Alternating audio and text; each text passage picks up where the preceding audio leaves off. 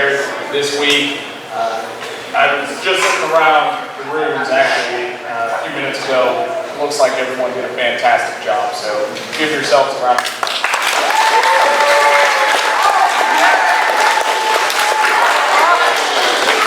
So one of the toughest things to do every year in my position is to choose two projects that stood out above the rest. I'm very fortunate as a teacher to have a difficult time making that decision every single week. There were really probably 10 or 15 projects that were truly excellent, but two really stood above the rest. And those projects were done by Alyssa Dufort and Ashley Ridley. And Alyssa, if you would like to come up.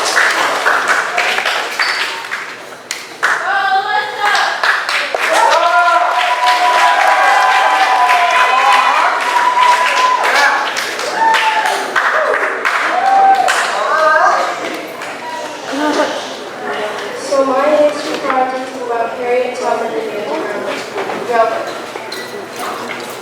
We'll start off with Harriet Tubman. Before she had heard of the Underground Railroad, before she was even free. She was born in 1819 as a slave. Her father was freed at the age of 45 as requested by a previous owner.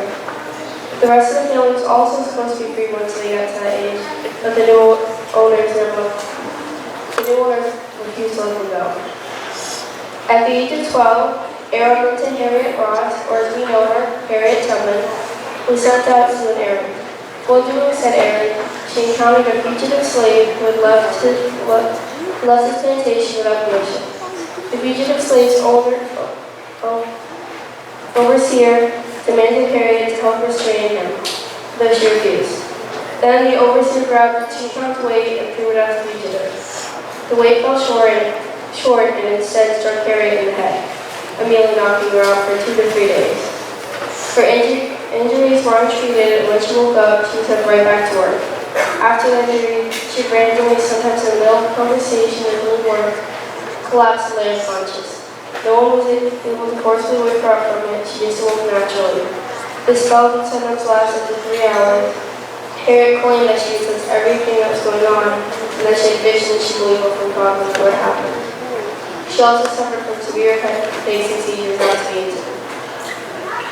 At the age of 25, in 1844, she was newly married to the free African-American man, John Tubman. They were hoping to be able to have children, but they wanted them to be free. Her overseer told her and her husband that any of the slave children would be born a slave to his family, and any of their children would face the same fate. Around marriage, she changed her name to Harriet Tubman. It is assumed, but never stated, by her that she chose the name Harriet to honor her mother, and known for a fact that she chose the name Harriet Tubman to honor her husband at the time. A year later, at 26, Harriet had been put up for sale and was going to be separated from her family. She then prayed for God to kill her overseer. A week later, he died. 5 years after marrying John, in fear that she and some other family members would be sold and separated, she decided to escape from Maryland to Philadelphia with 2 of her brothers. She was unable to convince her husband to leave with her, and her brothers were scared and turned back. So she was on her own. On her way to Philadelphia, she found herself on a bridge over the Delaware River, with both sides blocked by her overseer and others trying to capture and return her. In the mindset that no one would free others without fear, there was 1 of 2 things I had right to: liberty or death. If I could not have one, I would have the other. For no man shall take me alive. I will fight for my liberty as long as my strength lasted. She jumped off the bridge and miraculously survived. Afterwards, she continued her journeys to Pennsylvania line and crossed it. She explained the feeling of crossing over to appreciate the quote. When I found I had crossed the line, I looked at my hands to see if I was the same person. There was such a glory over everything. The sun came like gold through the trees, and I felt like I was in heaven. Once she reached Philadelphia, she made her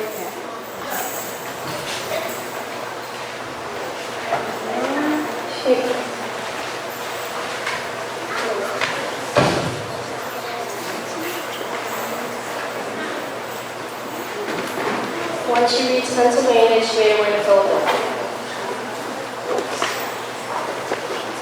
In 1850, at the age of 31, Harriet received a warning that her niece and her niece's two children were going to be sold.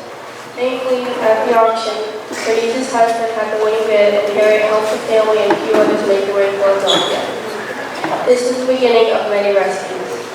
A year after her first rescue, she went back to bring her husband with her, only to find that he had been married. After the fugitive slave law was passed in 1850, Harriet regarded her rescues to Canada. After rescuing slaves, she'd seen one rescuing slave, she'd seen either go down Moses or bound to the promised land as singles. She would change the temple and not sing the songs to say it was safe to follow her. For rescue missions, she would carry a small pistol with her, mostly for protection, though also to make sure no one she was rescuing turned back. If someone were to turn back, we threatened the safety for the rest of the group. If someone were to try to run away, we point the gun at them and say, "You'll be free or die." She never had to shoot any slaves that went to her back. In total, she went on around 13 trips and saved about 70 people on her own over the course of 8 years. She was the only conductor under her to leave a total of 0 slaves in her mission. As she stated, "I can say what most conductors can't say. I never on my train off the track, and I never lost a passenger." During the Civil War in North Carolina, Harriet guided the Commonwealth River with a group of about 150 men on steel boats. The group saved around 700 slave owners. She was the first and one of the very few women to lead the non-expedition in human history. In 1859, Senator William H. Seward sold Harriet a small piece of land on the outskirts of Auburn, New York. This property became a place for the family and friends to live in safety and peace. Harriet spent the years asking more on this property, taking care of family and anyone else that lived there with her.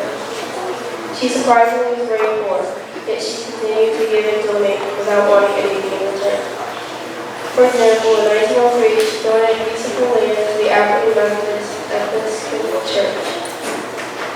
The Harriet Tubman Home for the Aged opened on her property in 1908. On March 10, 1913, Harriet Tubman died at the age of 91 on pneumonia. Surrounded by her friends and family, her final words were "Swing your sweet chariot" as she sang with the family. So before singing, she told them, "I go away to make a place for you."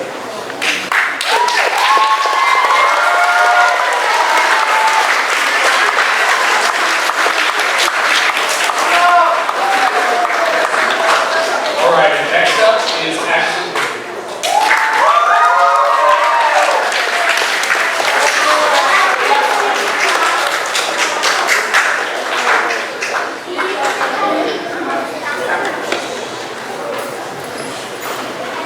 Hello. Alright, my project was on the Roaring Twenties, and for you who don't know what the Roaring Twenties was, it was the 1920s. So let me begin. The Roaring Twenties brought a new age to American culture. We saw more people live in cities instead of farms than ever before. With the nation's total wealth doubling between 1920 and 1929, Americans swept into an unfamiliar consumer society. Prohibition. Prohibition was an attempt to outlaw the consumption and production of alcohol in the United States.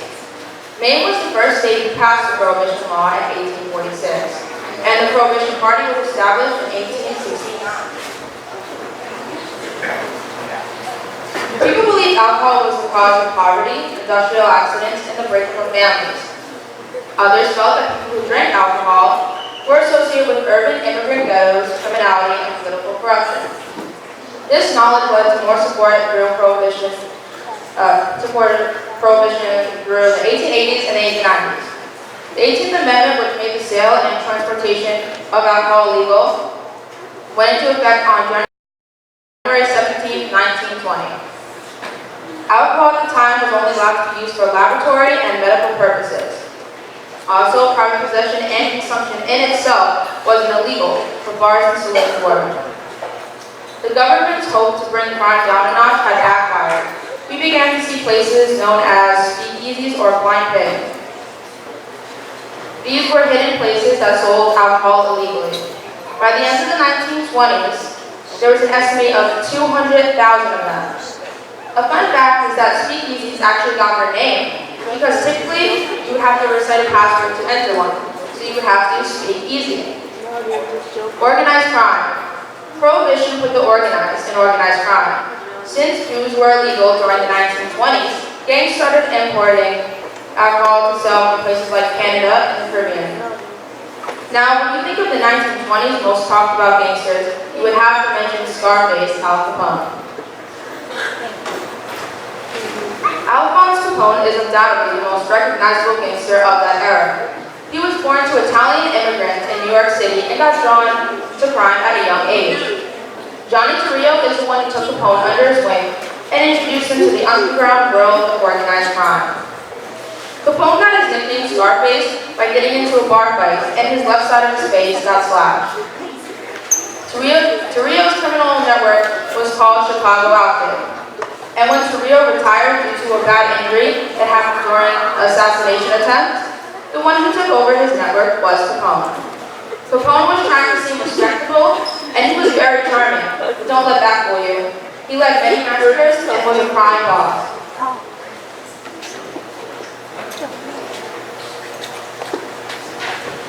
Women's rights. The 19th Amendment gave women the right to vote, was passed by Congress in June 4, 1919, ratified on August 18, 1920. It took over 130 years after our nation's founding for women to finally get a say. But even with this happening, black women were often not allowed to participate in polls through most of the 20th century. This was a decade we began to see flappers come in.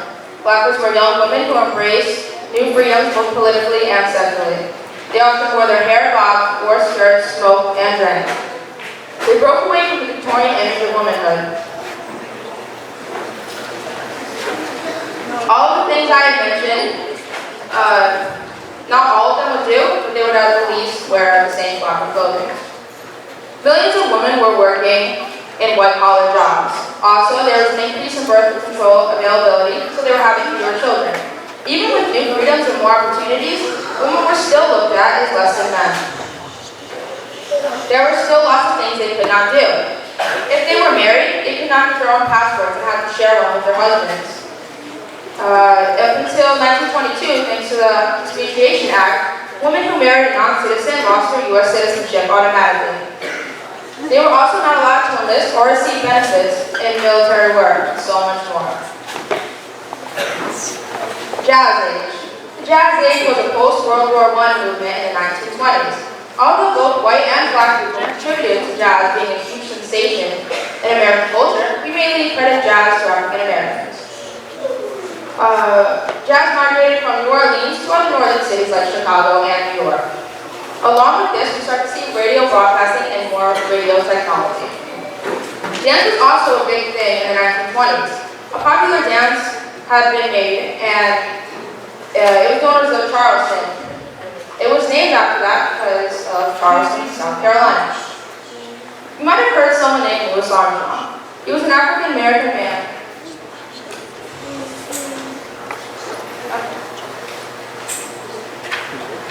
who took the spotlight of the jazz age. He made amazing records and was a very talented trumpet player with a deep, captivating voice. Where he first got recognized was when he was in a band that his mentor, Joe Oliver, or King Oliver, had brought him into. This band was a hit, and the rest is history. Segregation. Segregation was present in the 1920s. One of the areas it was most visible in was North Carolina, in education. In the early 1900s, rural schools for white people were made, and a little bit later, African American elementary schools were made. Between 1923 and 1929, public high schools were built in larger countries for African American students. Countries such as Mecklenburg, Durham, Forsyth, Guilford, and Wade. Sycamore High School was located in Charlotte and opened in 1923. Students traveled from all over to go to this school. Segregation didn't just limit Black, white, and American Indians in education, but it was also extended to restaurants, amusement and recreational facilities, libraries, travel, hospitals, municipal services such as fire stations, prisons, and housing. Stock market crash. The stock market crash began October 24, 1929. It was a 4-day collapse of the stock prices. The Dow Jones Industrial Average dropped 25%, and it lost $30 billion, more than World War I.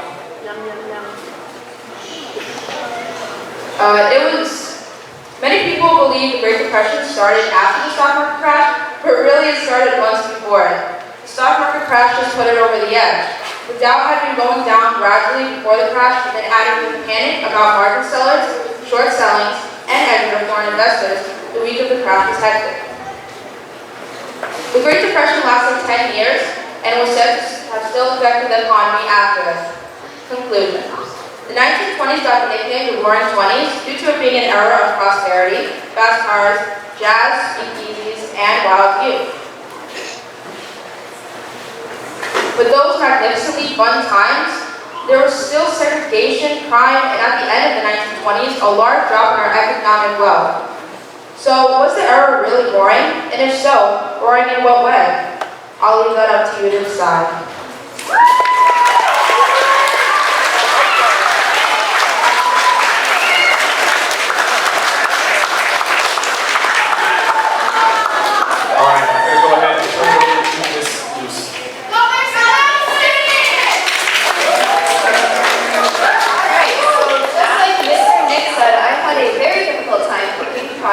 Everyone I thought did a fantastic job and really went above and beyond for the project, not only dedicating time to a poster or a PowerPoint, but also I loved all the creative projects and the food that people brought in.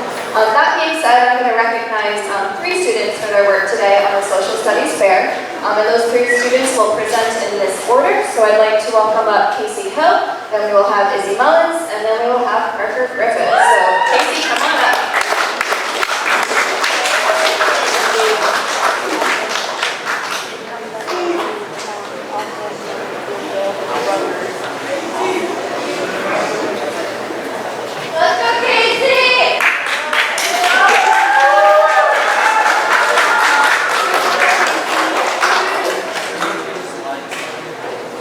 So I did my project on the Incan Empire, and one of the things is when you think of empires, you generally think of the Romans, the French, the British, and all those national empires. But there was another side of the world, and that side of the world was definitely ruled by the Inca with the American continents.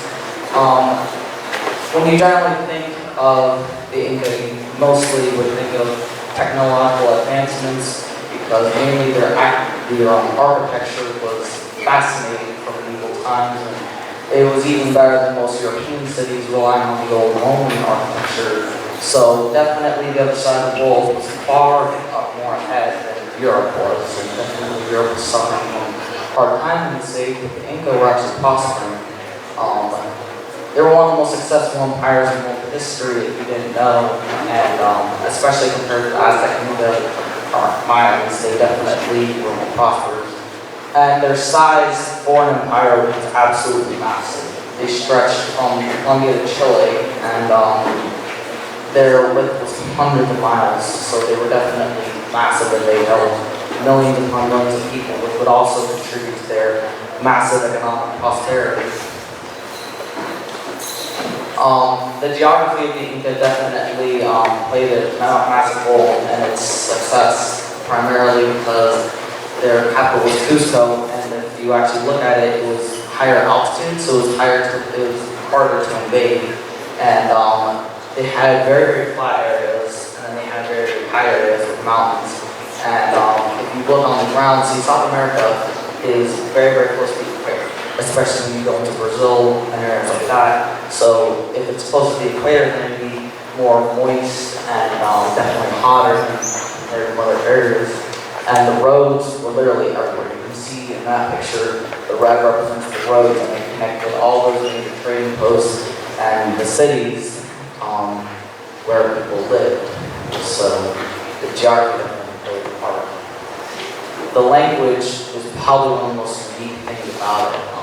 The language Quechua was definitely very, very unique, especially compared to many European languages where alphabets were literally traded and stolen. The Quechua alphabet was very, very unique, and today it's actually spoken by millions of people as an alternative to Spanish. I learned that when I did that also.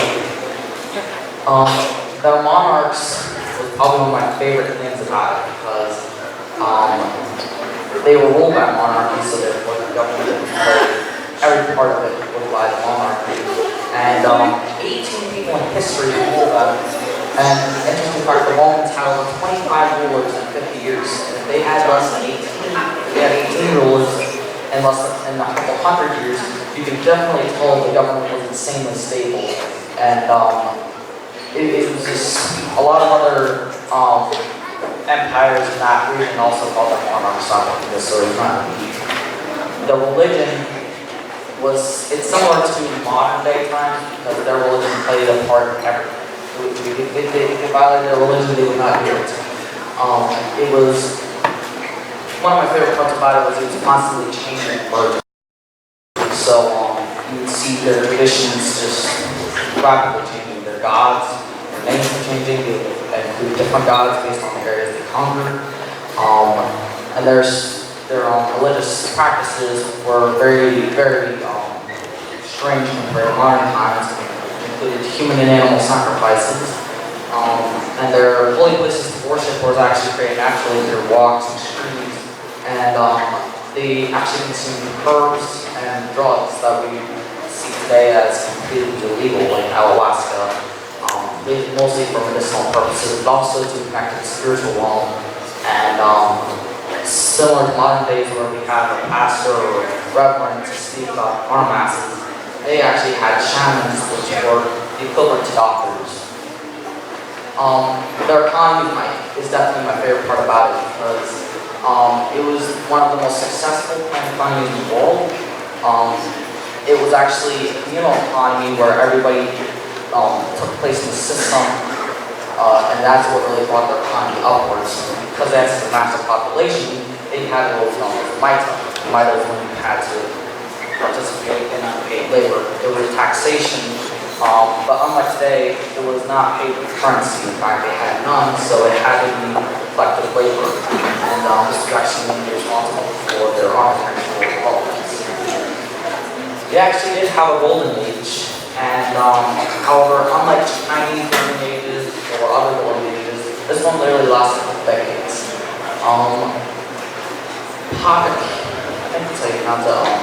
Pachacuti was the best ruler for the Inca in world history because he actually built many famous cities like Machu Picchu, which that city is still living today, and it reached its height in architectural development.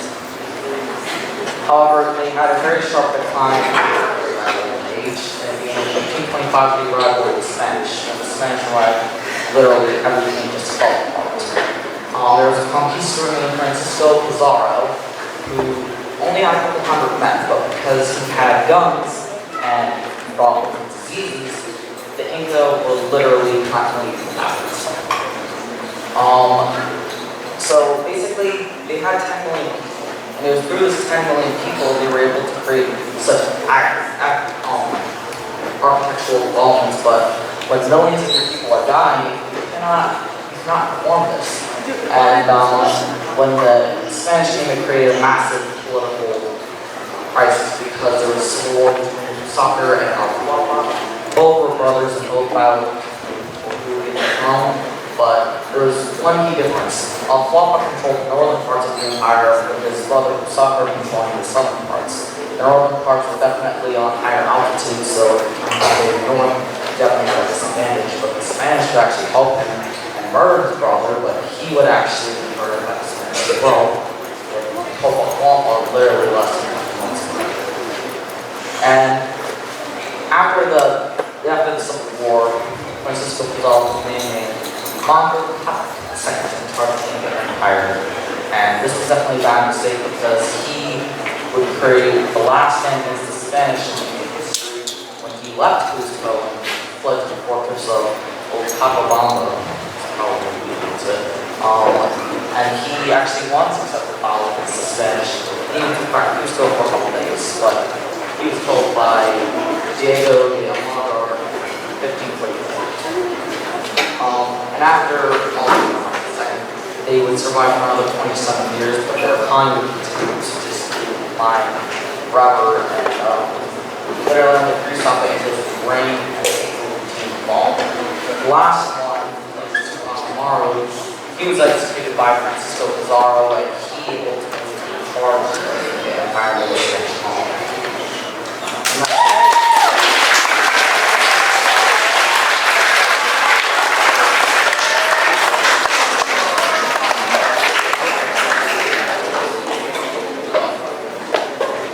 Hi everyone, today I'm going to be showing you my medieval castle that I did for my social studies band project. Some of the cool facts about a medieval castle is that kings, queens, and knights would usually live in the castle, and if children were the kids of the king and queen, they would live in the castle. There was also a moat usually surrounding the castle to protect any invaders, and there was a drawbridge to go over the moat. And the reason why people stopped building castles is because a new invention was built that would break the walls of the castle.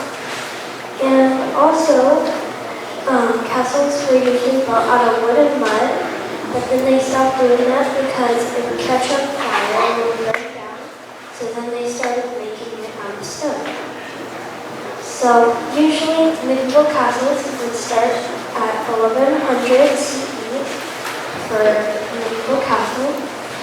And there was usually a guest room, a king and queen room, knights' bedrooms, and also the towers would usually have little arches for the windows to shoot invaders if they were not part of the town. And there was usually a flag to tell which family there was living in the castle. And torches and fireplaces were the only light source. They also grew their own food in a garden in the little courtyard, and there was also a storage room for food. So,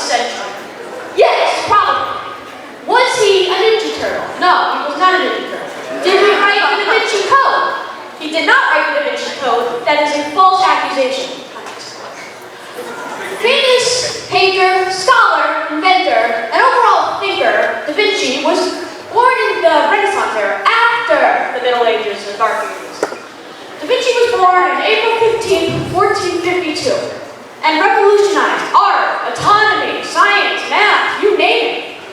All right. Why is he important? Well, he actually created a lot, and I mean a lot of inventions that we still use today. One of them that's not noted here is the parachute. He invented the parachute. If you've ever fallen out of a plane and used your parachute, you would be dead without it. Okay, next thing that's less rare. All right. He created the anemometer. Now, what is the anemometer? Most people don't know what an anemometer is, except for most adults here. Raise your hand if you know what an anemometer is. Exactly. So what I'm getting at is that the anemometer measures wind speed. It measures wind speed. Now, why is this important? Because you need to know which direction it's going. Is it going south? Is it going east? And sometimes it can even help detecting bad weather. Next, he created the ornithopter, which is said to be one of the first flying machines. Now, it didn't exactly 100% work, but he got really close. Next thing, airplanes. Forget being in a parachute. If you were in the sky and falling, not even from an airplane. That's even more dead. So, you can thank him for airplanes to help us fly. Alright. Leo was born, as I said, in 1452, and in he was born in Vinci, Italy. Now, that's where he gets his name from, which literally translates to Leonardo of Vinci. Okay, so he made breakthroughs in the arts and sciences. Like, for example, as I said, anatomy, where he actually studied a couple of corpses and kind of dissected them. I know that sounds really weird, but trust me, it paid off. He was friends with actually a couple of, well, famous people, and that's kind of how the Ninja Turtle pickup started, with a bunch of the names of them, because they were actually friends in real life. Most of them were actually painters too, and writers, but I think Donatello was the writer. Yeah, he was the writer. And he unfortunately died in 1519 with not much of his work being recovered, which is very unfortunate. If most of his work was recovered, we'd be a more advanced species than we are now. Alright. His art, all his art, his most famous work includes The Last Supper, Mona Lisa, and of course, the Vertigo Man. Now what is the Vertigo Man? It's like that weird man that you see on the anatomy charts, and he's like going like this. See what I mean? You probably see it now. Trust me, you've seen it. And fun fact, they're actually very metaphorical when you dig into the deep core of each one. The Last Supper, you can actually see one of Jesus' friends betraying him. In Mona Lisa, there's actually a lot of things you don't notice, like the person was about to get married and was also pregnant during the time of the painting. And they were also wearing a veil. That's not her hair, that was her veil. And yeah, as I said before, he's also very well-rounded in math and science. I just wanted to point that out because he's a very important person. Alright, sorry guys, we can't do this one. I did it in class, but we're unfortunately not able to do it here. Alright, next slide. Fun facts! Okay, so I believe that my facts are correct, that Da Vinci never got married. I'm pretty sure, and he never had any kids. And as I said before, the Mona Lisa was actually pregnant at the time of the painting. He's not a turtle, as I stressed before, and the least we can do is make him a Ninja Turtle.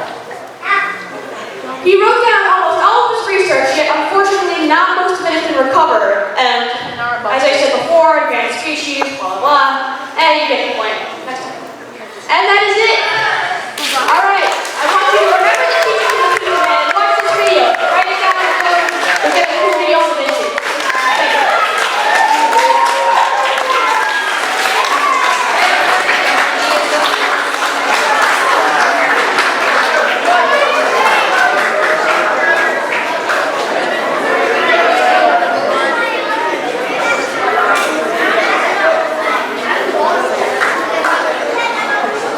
What's up, guys? How are you today? So, we have our last two presenters, and this is from our guys downstairs, and so it's not easy to be up here, so let's give them some support. Let's really listen to what they're going to do. And we'll first invite Sophia, and she's going to come on, she's going to share all about Helen Keller.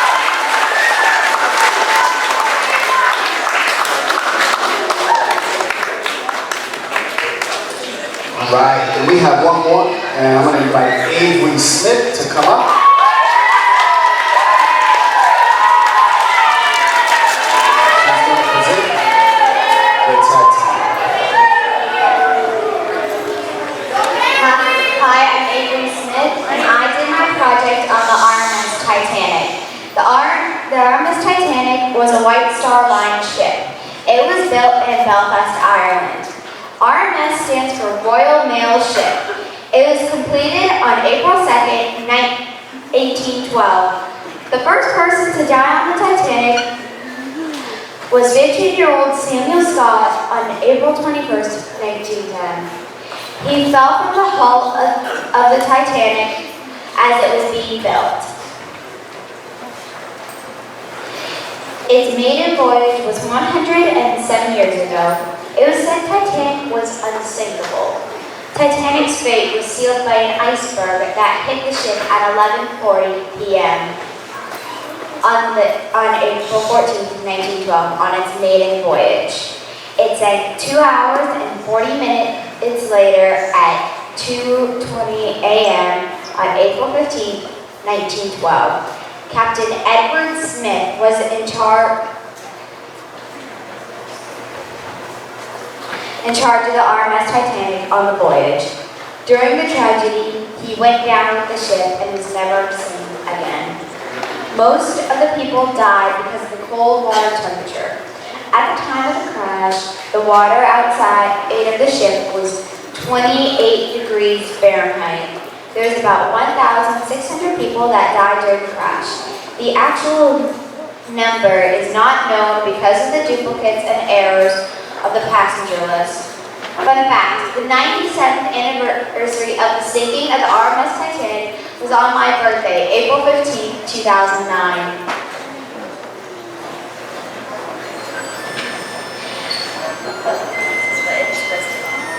It's supposed to be the song is supposed to be one of the songs from the movie Titanic.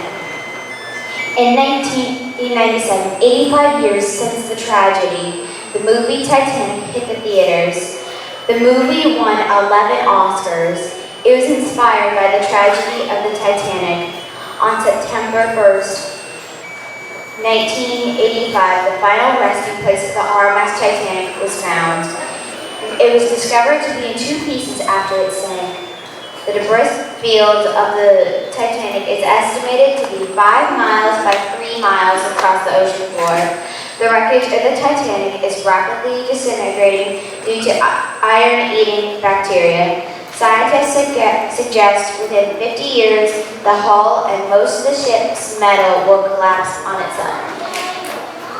And it's also heard that right at this second, it'll be finished in 2020, that they're making a second RMS Titanic.